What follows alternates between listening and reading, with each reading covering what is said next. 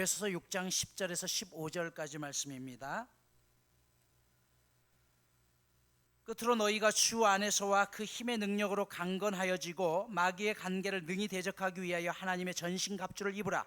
우리의 씨름은 혈과 육을 상대하는 것이 아니요 통치자들과 권세들과 이 어둠의 세상 주관자들과 하늘에 있는 악의 영들을 상대함이라.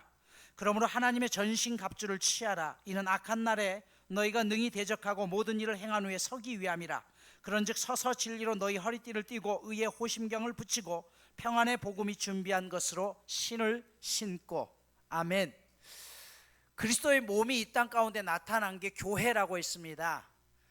아무도 하나님을 본 사람이 없기 때문에 하나님을 알 수 있도록 하나님께서 이 땅 가운데 세워두신 게 바로 교회라고 했죠. 바로 그 그리스도의 몸을 세우는 여러 가지 기관들이 있는데, 첫 번째는 뭐라고 했어요? 가정에서부터 그리스도의 몸이 나타나야 된다고 했죠. 그리고 이제 직장 생활, 모든 것을 이야기한 이후에 마지막 그리스도 몸 세우기 현장은 바로 우리가 살아가는 세상 속에서의 악한 사탄과의 영적인 싸움입니다.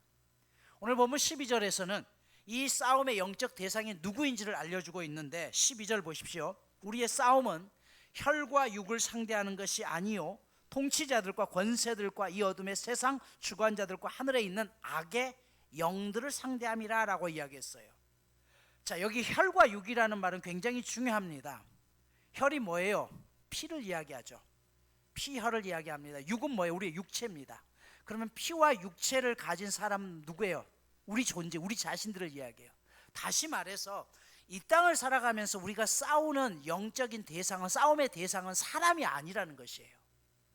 근데 실제로 우리가 살아가면서 사람 때문에 힘들잖아요. 아닙니까? 교회 안에서도 사람 때문에 힘들고, 가정에서도 직장에서도 사람 때문에 힘들어요. 그래서 그 사람만 없어졌으면 좋겠다는 것이에요. 정말 그 사람만 부딪히지 않으면 천국 같은데 그 사람 때문에 힘들고 지옥을 경험한다는 것이에요. 그런데 오늘 사도 바울은 우리의 싸움이 누구라고요? 피와 육이 아니라는 거예요. 사람이 아니라는 거예요. 흔히 그런 말 하죠. 죄는 미워하되 사람은 미워하지 말라. 다시 말해서 우리가 사람 때문에 힘들지만 실제적인 싸움의 대상은 그 사람을 조종하고 있는 뒤에 있는 영적인 배후를 보아야 된다는 것이에요. 굉장히 중요합니다. 우리는 항상 사람 자체를 싫어합니다. 그러나 성경은 뭐라고 이야기하냐면, 우리 사람은 하나님의 DNA로 만든 모든 하나님의 형상을 가진 존재예요.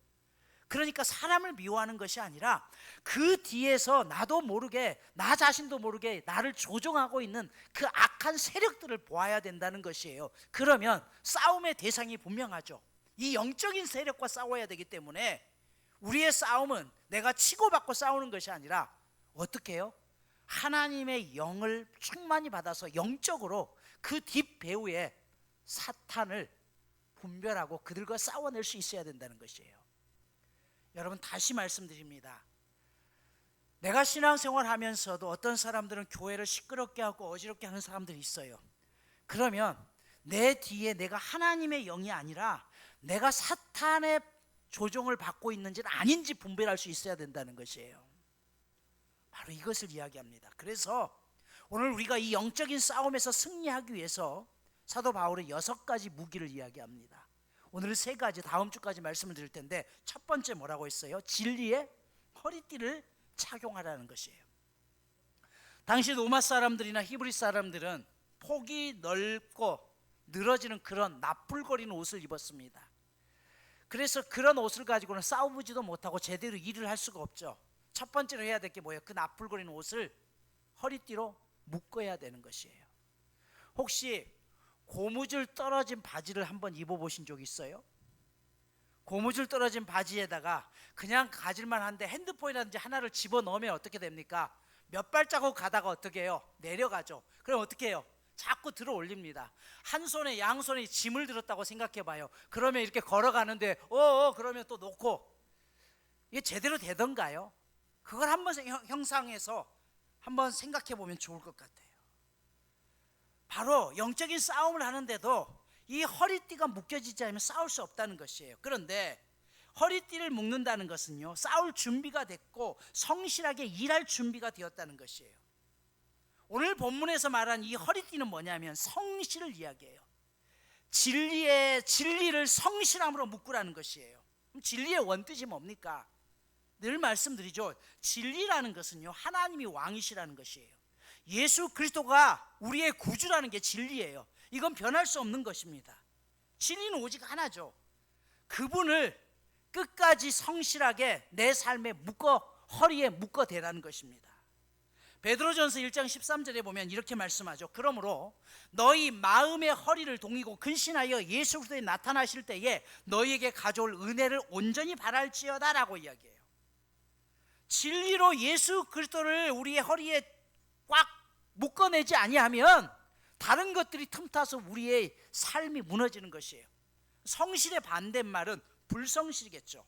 그런데 불성실이라는 단어를 원어로 보면요, 이중생활이라는 뜻을 가지고 있어요. 이중생활이 불성실하다는 것이에요. 이게 뭡니까? 두 주인을 섬기는 겁니다. 한 주인을 섬겨야 될 우리가 두 주인을 섬기는 것이에요. 마귀가 우리에게 공격하는 유혹이 뭔지 아세요? 자꾸 마음을 둘로 나뉘는 것이에요. 이게 나눠지는 것이죠. 이게 이중생활이에요. 마태복음 6장 21절은 이렇게 말씀하죠. 눈은 몸의 등불이니 그러므로 내 눈이 성하면 온몸이 밝을 것이요 눈이 나쁘면 온몸이 어두울 것이니 그러므로 내게 있는 빛이 어두우면 그 어둠이 얼마나 더하겠느냐라고 이야기해요. 여기 눈이 성하다는 말은요, 영어로 싱글 포커스를 이야기해요. 초점이 하나라는 것이에요. 여러분, 초점이 둘이 되니까 문제가 생기는 거 제대로 안 보이죠. 여러분들이 오늘 예배를 드릴 때도 뒤에서 1번 카메라가 잡을 때 흐렸다가 다시 초점이 맞춰지죠. 왜냐하면 카메라 자체가 저게 자동 포커스로 되어 있기 때문에 내가 움직이면 카메라 렌즈가 움직이는 사람에 맞춰서 포커스를 조정하는 것이에요. 그런데 제대로 맞지 않으니까 어떻게 해요? 흐릿하게 보여지는 거예요. 이게 더블 포커스예요. 싱글 포커스라는 것은 하나만 바라보는 것이죠. 두 개의 초점이 있다 보니까요, 마음이 나뉘는 것이고 결국 이것이 몸이 어두워진다는 것입니다. 이 마음이 나뉜다는 것은 뭐예요?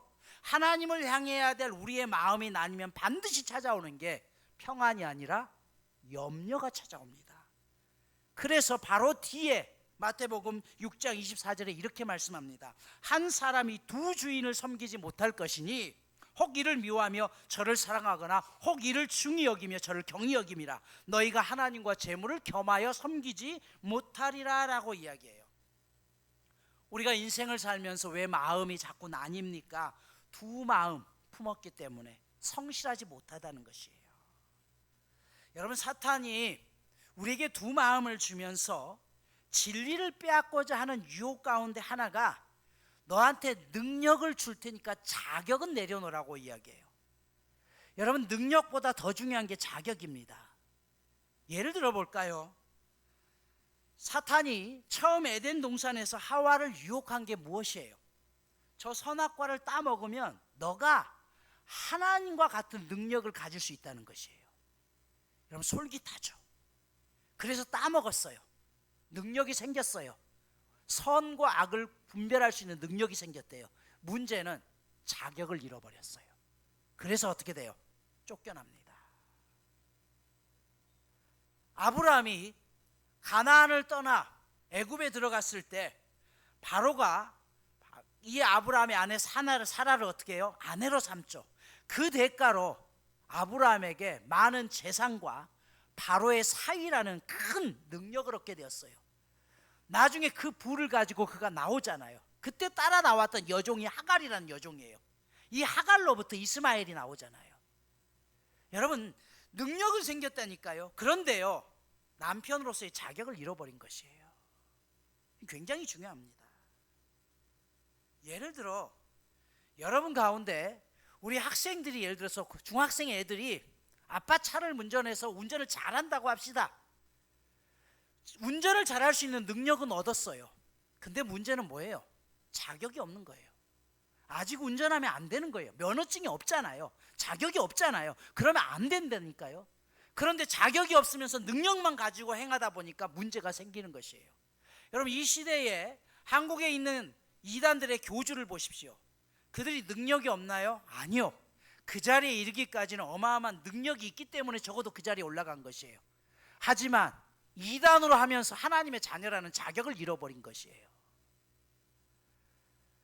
목회를 하면서도 정말 평생 열심히 목회를 해서 교회가 성장해서 부흥했어요. 여러분, 수천 명 교회, 수만 명의 교회를 일으킨 목사님들이 능력이 없나요? 그분들 능력 정말 탁월하신 분들이에요. 그 인정해야 되는 건 맞죠. 그런데 그 능력만 가지고 있다가 나중에 어떻게 해요? 그 능력을 하나님과의 관계가 끊어지게 되면 어떻게 해요? 자격을 잃어버리게 되는 것이에요. 수만 명 교인들을 가지고 있을지 모르지만, 그렇게 해서 목회에 성공했다고 할지 모르지만, 하나님의 뜻을 저버리고 그 능력 때문에 내가 하나님 없이도 살 수 있다, 하나님의 뜻대로 진리를 버리는 결과 그들의 자격은 사라져버리는 것입니다. 우리에게 정말 중요한 것은, 내가 교회 안에서 많은 능력을 나타내는 것도 중요하지만 하나님 앞에 교인으로서의 자격을 유지하는 게 더 중요한 거 아니겠습니까? 이게 진리의 허리띠를 매야 되는 이유예요.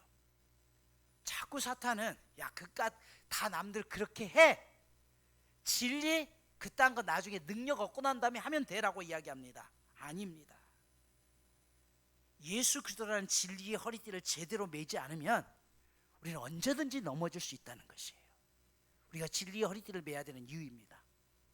두 번째로 영적인 싸움을 하기 위해서는 오늘 보면 가슴에는 의의 호심경을 붙이라고 했어요. 이 호심경은요, 쉽게 말하면 갑옷을 입는 거예요. 내 심장을 보호하기 위한 방패막입니다. 유대인들은 심장을 생각의 중심으로 여겼습니다. 그래서 심장을 생각하는 것으로 여겼고, 창자는 감정의 중심으로 여겼어요. 우리는 슬픔을 표현할 때 마음이 슬프다라고 표현하는데, 유대인들은 창자가 끊어진다라고 이야기해요. 의의 호심경을 내가 여기 가슴에 맺는다는 것은요, 내 생각과 감정을 보호하기 위해 필요한 것이에요. 사단은 끊임없이 우리의 생각과 감정을 흐트러 놓습니다. 하나님께서 우리를 의롭다라고 인정해 주셨잖아요. 그런데도 우리의 감정은 뭐냐 하면, 아이, 나 같은 사람을 하나님이 그렇게, 내가 요즘 기도도 안 하는데, 아니라는 것이에요. 죄인의 신분이 아닌 의인으로 변화시켜 주셨다고 했죠. 이것을 신학적인 용어로 칭의라고 이야기해요. 헬라어로는 다 이루었다, 테텔레스타이라고 이야기합니다. 이 테텔레스타의 뜻이 뭐예요? 첫 번째, 재판장에서 판사가 너는 무죄라고 선포한 거예요. 여러분, 아무리 내가 재판장에 서서 상대가 악한 사탄이 나를 고소한다고 할지라도 판사가 뭐예요? 의롭다라고, 너 무죄다라고 선포하면 끝나는 것이에요. 재판 끝입니다. 또 하나는 뭐예요? 값을 치렀다는 것이에요. 시장에 가가지고 내가 물건을 샀어요. 돈을 주고 샀잖아요. 이제부터는 이 물건이 누구 거예요? 내 거예요. 예수님이 우리를 십자가에서 값을 치렀다는 것이에요. 세 번째, 노예였던 우리를 풀어주었다는 것이에요. 노예였던 우리를 노예시장에서 사가지고 너 이제 자유야, 이제 더 이상 우리가 죄에 묶여서 죽음의 자유가, 죄가 그 노예가 아니라는 것이에요. 마지막으로 우리를 하나님의 생명책의 호적에 올렸다는 것이에요. 그러면 이제는 우리는 하나님의 자녀이고, 이게 의인이라는 것이에요. 여러분, 이것을 우리는 은혜라고 이야기합니다. 그런데 사탄은 끊임없이 너가 죄인이다라고 우리를 참수합니다. 여러분, 집에서 자식이 날마다 속을 썩여요. 그래서 부모님이, 야, 내가 너 때문에 정말 미치겠다, 내가 너를 내 뱃속으로 낳고 내가 미역국을 먹었냐? 예를 들어 그렇다고 합시다. 그래서 어느 날 이 자식이 좀 생각해 보니까 너무했어. 그래서 부모님, 제가 그동안 너무 부모님 속을 썩여드렸습니다. 이제부터는 제가 제 길을 나름대로 가겠습니다. 굿바이. 그리고 집을 떠나요. 그럼 부모가, 야, 정말 너 잘 생각했다, 이제부터 내가 두 다리 쭉 펴고 잘 수 있겠다, 그렇게 얘기할까요? 아니요. 우리 성도들 가운데도 그런 분들이 있어요. 내가 하나님 앞에 제대로 살려고 하는데 제대로 살 데가 없어요. 그래서 하나님, 내가 이렇게 죄만 짓고 살 바에 아예 하나님 떠나 살게요. 하나님 더 좋으시잖아요. 그래서 떠났다고 생각해 봅시다. 그러면 하나님께서 잘했다라고 말씀하실까요? 아니라는 것이에요. 여러분, 우리의 생각과 감정을 보호하지 않으면 언제든지 우리가 넘어질 수 있는 것이에요. 우리가 왜 교인들하고도 상처받으면 왜 그래요? 이 감정 때문에 다 쏟아버리잖아요. 이걸 보호하라는 것이. 세 번째 무장이 뭡니까? 평안의 복음에 준비한 것으로 신을 신으라는 것이에요.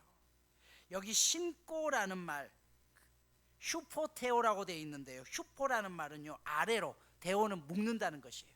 그러니까 발목과 신발이 벗겨지지 않도록 신발의 끈을 꼭 조여서 잘 묶으라는 것입니다.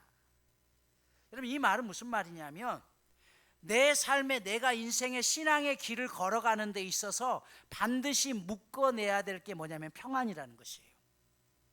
예수 믿으면서 여러분 정말 하나님 주시는 평안이 있습니까? 그 평안이 없는데요, 기쁨이 없는데요, 감사가 없는데요, 어떻게 신앙의 길을 끝까지 걸어갈 수 있을까요?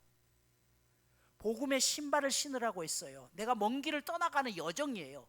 신앙의 길은 끝까지 걸어가야 되는 여정이잖아요. 그런데 그 여정 가운데 하나님이 주시는 평안이 없는데 걸어갈 수 있을까요? 하나님이 주신 평안이 없는데 내가 다른 사람에게 예수 믿으라고 권면할 수 있을까요? 어림택도 없습니다. 여기 평안의 원뜻 헬라어로 에이레라는 단어를 쓰는데요, 이 뜻이 뭐냐 하면요, 어떤 힘이 있어서 안정되어 있는 상태를 이야기해요. 정지되어 있는 상태가 아닙니다. 혹시 어렸을 때 팽이 돌려보셨어요? 팽이가 돌기 위해서는 어떻게 해야 돼요? 끊임없이 팽이채로 힘을 가해줘야 되는 것이에요. 그래야지만 팽이가 제대로 돌 수 있습니다. 그 팽이채에 가해지는 힘이 없으면 어떻게 해요? 팽이는 금방 넘어져 버려요. 비행기가 날아가기 위해서는 끊임없이 공급되어지는 연료가 있어야지만 목적지까지 갈 수 있다는 것이에요. 이게 평화예요. 평안이라는 것은요, 그냥 아무것도 없는 상태가 아니라 외부로부터 끊임없이 이어지는 어떤 힘이 있어야 된다는 것, 힘과 이어져 있어야 된다는 것이에요. 성경에서 말하는 평안이라는 것은 멈춘 게 아닙니다. 그래서 평화의 반대 개념은요, 힘이 떨어진 상태예요. 비행기가 연료가 없어서 추락하는 것입니다. 팽이가 원심력을 잃고 넘어지는 것입니다. 다시 말해서 우리의 인생에 있어서 우리가 평안의 길을 걸어갈 수 있는 것은요, 하나님이 주시는 영적인 힘이 공급되어지지 않으면 반드시 넘어진다는 것이에요. 그래서 휴포테오, 하나님과 끊어지지 않도록 굳게 묶고서 내 인생의 신앙의 길을 끝까지 걸어갈 수 있는 게 평안의 복음의 신을 신는 것입니다. 여러분, 예수를 믿는다는 것은요, 내게 주어진 환경 때문에 믿는 게 아닙니다. 다윗은 시편 131편 2절에서 이렇게 얘기를 해요. 실로 내가 내 영혼으로 고요하게 평온하게 하기를 젖된 아이가 그의 어머니 품에 있음 같게 하였나니 내 영혼이 젖된 아이 같도다라고 이야기해요. 다윗이 지금 평화를 구하면서 뭐라고 이야기하냐면, 젖을 뗀 아이가 엄마 품속에 있다라고 이야기했어요. 젖 먹는 아이에게 있어서 가장 중요한 것은 젖이죠. 젖을 물려야 잠을 잘 수 있고요, 젖을 물려야 행복함과 평안을 느낄 수 있습니다. 그런데 젖을 뗐다는 것은 무슨 말이에요? 이제는 다른 음식을 먹음으로도 그가 뱃속을 채울 수 있다는 것이에요. 그런데 왜 젖된 아이가 엄마 품속에서 편히 잠들 수 있을까요? 이제는 젖 때문에 엄마를 찾는 것이 아니라 엄마라는 존재 자체 때문에 내가 평안할 수 있다는 것이에요. 비록 엄마가 나에게 더 이상 젖을 주지 아니하더라도 엄마만 있으면 나는 뭐예요? 평안히 지낼 수 있다는 것이에요. 여러분, 예수님께서 굶주린 군중들을 불쌍히 여기사 오병이어의 사건을 통해서 그들에게 먹였습니다. 그들은 주님으로부터 떡과 생선만을, 뭘 주실까만을 기대했었죠. 그래서 예수님을 계속 쫓아다닙니다. 그때 요한복음 6장 26절에 예수님이 그렇게 쫓아오는 무리를 향해서 이렇게 말씀하죠. 너희가 나를 찾는 것은 너희가 떡을 먹고 배불렀기 때문이다라는 것이에요. 여러분, 떡 때문에, 배부름 때문에 하나님을 찾게 되면, 떡이 없어지면 하나님을 떠납니다. 내가 예수님을 믿고 예수님을 기도했을 때 그 기도만 응답되어져서 하나님을 찾는다고 한다면, 그 기도가 응답되지 않으면 어떻게 해요? 떠나는 것이에요. 우리가 성장한다는 것은 무슨 말이에요? 이제 하나님 앞에 기도했을 때 하나님이 내게 떡을 주시지 않더라도 하나님이 나와 함께 하심을 믿는다는 것, 그 존재만으로도 우리가 하나님 앞에 평안을 얻을 수 있느냐는 것이에요. 그래서 사도 바울은 골로새서 3장 15절에서 이렇게 말씀하죠. 그리스도의 평강이 너희 마음을 주장하게 하라라고 이야기해요. 그리스도가 주시는 평강이 우리 마음을 주장하라는 건 뭐예요? 하나님이 주시는 영적인 힘이 내 발 걸어갈 수 있는, 신앙이 걸어갈 수 있는 그 발과 잘 묶여져서 흔들리지 않는 힘이 있어야지만 내가 앞으로 끝까지 믿음의 길을 걸어갈 수 있다라는 것입니다. 오늘 말씀을 마무리합니다. 오늘 본문은 그리스도의 몸으로 세상을 살아가기 위한 마지막 삶의 현장에서 사탄과의 영적 전쟁에 대한 말씀으로 선포합니다. 바울은 영적 전쟁에서 이기기를 기도하면서 단호하게 말합니다. 10절에 보면 여러분은 주님 안에서 그분의 힘찬 능력으로 굳세게 되십시오라고 이야기해요. 여기 굳세게 되라는 말은 수동 명령형입니다. 굳세게 돼야 되는데 내 힘만, 의지만으로 되지 않는다는 것이고, 그 힘이 어디서부터 온다? 위로부터 주어지는 것이라고 말씀하고 있는 것이에요. 주님 안에서 그분의 능력으로 우리가 굳세어질 수 있다는 것이에요. 그러면 그 능력이 도대체 뭐냐는 것이에요. 첫 번째, 진리의 허리띠를 매라는 것이에요. 진리라는 것은요, 성실성이라고 있죠. 예수 그리스도를 성실함으로 두 눈을 품지 않고 두 마음을 품지 않고 오직 한 마음으로 예수님을 굳게 붙드는 것, 내 삶의 중심에 매는 것이에요. 중심이 흔들리지 아니하도록 진리이신 예수님을 끝까지 내 허리띠처럼 졸라매고 그분과 함께 동행하는 것을 이야기합니다. 두 번째, 가슴에는 의의 호심경을 붙이라고 있어요. 사람에게 가장 중요한 감정을, 가슴을 지키기 위한, 심장을 지키기 위한 가리개입니다. 여러분, 우리의 감정을 컨트롤할 수 있어야 됩니다. 오늘 우리가 이 감정을 조절하지 못해서 수없이 많은 경우 넘어지는 경우가 참 많습니다. 평생 신앙생활 하다가 감정 건드렸다고 신앙을 떠나버린 사람들이 너무 많아요.